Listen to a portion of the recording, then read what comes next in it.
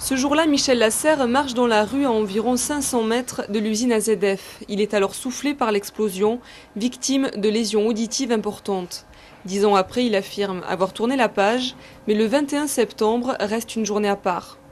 On a subi cette explosion, on a souffert dans notre corps, on a perdu notre emploi, on a perdu nos maisons, malheureusement beaucoup de gens ont perdu des êtres chers, des parents, des pères, des mères, des frères, des sœurs.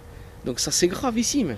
Mais il y a des gens qui sont marqués à vie, qui sont paralysés, qui sont défigurés, qui sont aveugles, qui sont amputés. Donc nous on le ressent. Le bilan, 31 morts, des milliers de blessés. Aujourd'hui, Michel Lasserre est en colère. Il estime que toutes les leçons n'ont pas été tirées après la catastrophe. C'est révoltant.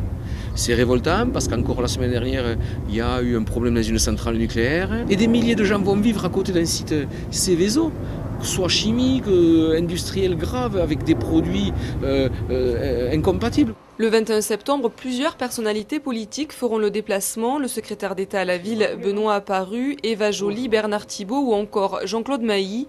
Pour la première fois, cet imprimeur toulousain restera chez lui. Il dénonce une récupération politique. C'est mon jour, c'est le jour de tous les Toulousains. Qu'ils soient politiques ou pas, c'est notre jour. Celui-là, il ne faut pas nous le prendre. C'est à nous ce jour-là, respect quoi. Respectez-nous.